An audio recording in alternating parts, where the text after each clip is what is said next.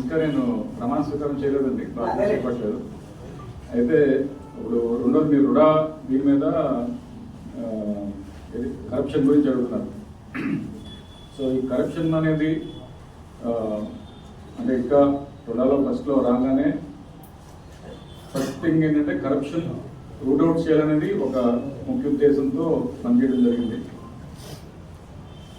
Corruption అనేది రెండు రకాలుగా అక్కడ నాకైతే కనిపించింది. ఇప్పుడు వరకు సంవత్సరం కాలం బట్టి ఉన్నాం కాబట్టి, ఒకటి పర్మిషన్స్ ఎక్కడైతే మనకు పర్మిషన్స్ ఉంటాయో అక్కడ ఆటోమేటిక్గా కొంతవరకు కరప్షన్ అనేది కనిపిస్తుంది. అది వాస్తవం, ఎవరు కాదనలేం. అయితే క్వాంటమ్ ఆఫ్ కరప్షన్ చూసినట్లయితే గత ప్రభుత్వంలో ఒక చైర్మన్ గారు కానీ డీసీ గారు కానీ కింద అధికారులు అందరూ కూడా ఒక అంటే అలిగేషన్ అనుకోండి, లేకపోతే ప్రజలు అనుకునేది అనుకోండి, ప్రతి ఒక్కరు కూడా ఒక గ్రూప్గా ఫామ్ అయ్యి ఒక సిస్టమిక్ కరప్షన్ అనేది చేసినట్టుగా అంటే అభియోగం అనుకోండి, లేకపోతే చాలామందికి తెలిసింది ఓపెన్గా. రెండో అంశం ఒక కాంట్రాక్ట్ ఇచ్చే, అదే మనం గుడాలో అనేక కార్యక్రమాలు చేపడతాం. అవి ప్రాజెక్ట్స్ ఇచ్చే క్రమంలో రేట్స్ హైక్ చేయడము, లేకపోతే ఆ విధంగా ప్రొక్యూర్మెంట్లో కరప్షన్ అనేది కొంతవరకు ఉంటుంది. అయితే ఈ పర్మిషన్స్ ఎప్పుడైతే ఇస్తామో నేచర్ ఆఫ్ ద బీస్ట్ మీరు ఒకసారి డీటెయిల్స్లోకి వెళ్ళి చూస్తే కరప్షన్ అనేది ఒక లేఅవుట్ పర్మిషన్ అనుకోండి. ఫర్ ఎగ్జాంపుల్ ఏదో ఒక రుసుము ఉంటుంది దాంట్లో.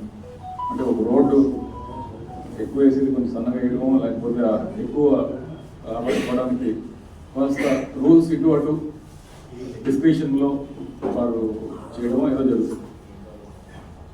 ఈ ఆఫీసర్ అడగకముందే మా రియల్ ఎస్టేట్ చేసుకునే వ్యాపారే బాబు నేను ఇంటికి చేస్తాను, మీరు నాకు చేసేదని చెప్పేసి అప్రోచ్ అవుతారు. అంటే జనరల్గా చెప్తున్నాం ఓపెన్గా మీ అందరూ.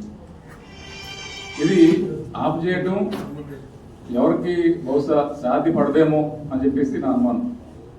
ఏది కొల్యూషన్ ఉన్నప్పుడు మీరే ఇష్టపడి వాళ్ళని అడిగి ఆయన కూడా ఇష్టపడి ఇద్దరు కలిసిపోతే పై అధికారి ఏం చేసినా కింద అధికారి ఏం చేసినా ఏమి దాంట్లో రెండో అంశం ఈ సిస్టమిక్ కరప్షన్ అయితే మీకు ఇప్పుడు కనిపించదు. అదైతే నేను హామీ ఇవ్వగలుగుతాను. As a chairman of RUDA నేను ₹1 కూడా ఎవరన్నా నేను కరప్షన్ చేస్తానని మీరు నాకు చెప్తే మరుక్షణం నేను రిజైన్ చేసి పడేస్తాను. నాకు అసలు దాన్ని అంటే మీ ఫీడ్బ్యాక్ కూడా నాకు చెప్పొచ్చు.